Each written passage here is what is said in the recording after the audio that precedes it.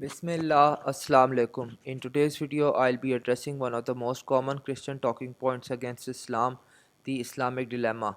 I'll be refuting a popular Christian apologist named Testify on this topic. The video I'm debunking is linked in the video description. If you have enjoyed and benefited from my work, you can support my work and help me continue my work by making a donation to my GoFundMe account. Any donation, big or small, will be greatly appreciated. You can also buy my books. The sample chapters of my books are linked in the video description, and the links to buy the books are in the pinned comment. Before I get into the Christian talking point, there are a few things I need to point out first. Firstly, Islam is preserved. Quran is perfectly preserved, and the Hadith and Sirah are more reliable than any other historical records.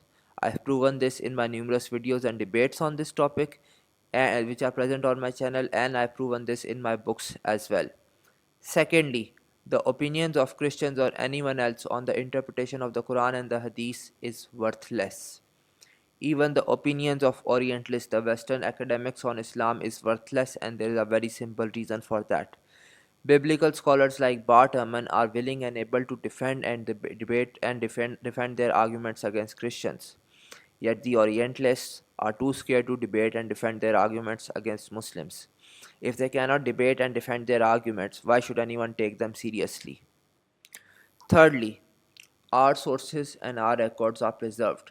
Because of this, we do not interpret individual ayat or individual hadiths out of context. The traditional and correct approach is to take multiple ayat or hadiths on a topic and then come to a conclusion based on all those ayat. Now, these are important points that need to be kept in mind. Now start addressing the talking point. Please watch the whole video because first I'll address the Christian argument and then later on make my own argument.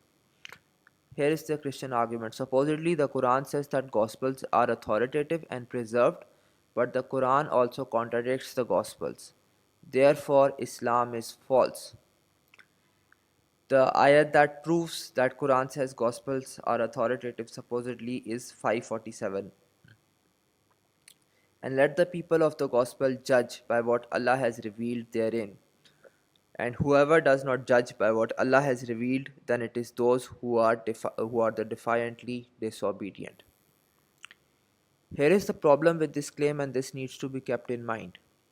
All this ayat is saying is that Christians have at least some of the gospel that is revealed to Prophet Isa alayhi salam. Nowhere does this ayat say that all of the gospel is preserved or that the gospel is authoritative. When we read this ayat along with the next ayat, this becomes even more clear. And let the people of the gospel judge by what Allah has revealed therein, and whoever does not judge by what Allah has revealed, then it is those who are the defiantly disobedient. And we have revealed to you, O Muhammad sallallahu alaihi wasallam, the book in truth, confirming that which preceded it of the scripture and as a criterion over it. So judge between them by what Allah has revealed, and do not follow their inclinations away from what has come to you of the truth. This ayat is clearly saying that Quran is a criterion over the Bible to judge where the Bible is right and where it is wrong. The word muhaimin here that is used in Arabic, it means a criterion or at least a way of knowing what is correct and what is incorrect. Another ayat brought to support the Christian talking point is 568. Say, O people of the scripture, you stand on nothing until you uphold the Torah, the gospel, and what has been revealed to you from your Lord. And that which has been revealed to you from your Lord will surely increase many of them in transgression and disbelief. Suppose this ayat is supposed to show that the gospel is perfectly preserved and authoritative. Here is the problem with this claim. Nowhere does this ayat say that the gospel is perfectly preserved and authoritative. These words are simply not present in this ayat. This is just Christian whining. All this ayat can be used to say is that at least a part of the gospel is present, and that is the Islamic position. Nowhere does this ayat or anywhere else in the Quran does it say that the Quran, that all of the gospel is present and that it is authoritative for Muslims. Now, another question that is asked to support this basically this is a garbage argument from Christians. But another question that is asked to support this is that why would God tell people to follow a corrupt book? Here is why God would do that. If the corrupt book has some truth in it, which is evident and clear cut, and the particular group of people being addressed in this case the Christians take that book as authoritative, why wouldn't God tell the Christians to follow it? Like in that case, it makes perfect sense for God to tell the Christians to follow the book because, uh, and the reason for that is actually quite clear cut and it's actually proven by biblical scholarship as well. A careful and critical reading of the Bible clearly supports the Islamic narrative. This is the reason that, even according to the mainstream secular biblical scholarship, the historical Jesus, the Jesus of history, is extremely similar to Islamic Isa alayhi salam. I made a video on this topic which I link above and you can see it, but this is clearly detailed and there are numerous points of agreement between what historical Jesus is according to biblical scholarship and Islam. Just to give a few examples, Prophet Isa alayhi salam did not claim to be divine. He did not teach his followers. He taught his followers to follow the Jewish law. His message was only for the Jews and not the Gentiles. These are among the numerous things that the Quran mentions about Prophet Isa alayhi salam and that are confirmed by biblical scholarship. And there are numerous examples of this. Moreover, another supporting point in this regard, the prophecies that Muslims claim from Prophet Muhammad sallallahu alaihi wasallam are orders of magnitude more precise and clear cut than the prophecies Christians claim from Prophet Isa alayhi salam. Just to give just to give a brief example in this regard, Isaiah 42, which is the most common prophecy used by Muslims, it contains about Arabia, location of Makkah, the prophet, the person mentioned there being a descendant of Prophet Ismail alayhi salam, him bringing a new law, him being a warrior, all of these things correlate specifically with Prophet Muhammad sallallahu alaihi wasallam. But this is not the case with biblical prophecies about Prophet Isa alayhi salam. Though most of them, almost all of them, are quite vague and most are blatantly false. And inshallah, I'll make a future video on this, going through this in more detail. By the way, if any Christian is watching this and wants to debate this topic, I'm happy to do that as well. Another ayat that is brought forward to support this contention about the Quran supposedly saying that the Bible is preserved is 6115. The ayat reads, "And the word of your Lord has been fulfilled in truth and in justice. None can alter his words, and he is the hearing, the knowing." Just a plain reading of this ayat, and this is just a plain literal reading of this ayat. There are multiple interpretations possible on it, purely on a plain literal reading. This could mean no one can alter Allah's word unless Allah allows them to do so. This ayat could also be specifically referring to the kuffar, the Quran, Nauzubillah, be specifically referring to the Quran. Another conceivable option from this ayat is that the other prophets who received revelation, they did not receive the literal words of Allah, but Prophet Muhammad sallallahu alaihi wasallam received literal words of Allah in the Quran. I am not saying that these interpretations are correct. What I am saying that if we just go by a plain literal reading of the ayat, these are the things that come to mind. And there are other obvious interpretations as well. I am posting here Imam Tabri's interpretation of this ayat and Imam Qurtubi's interpretation of this ayat as well. These are pretty standard and obvious and common among Muslims.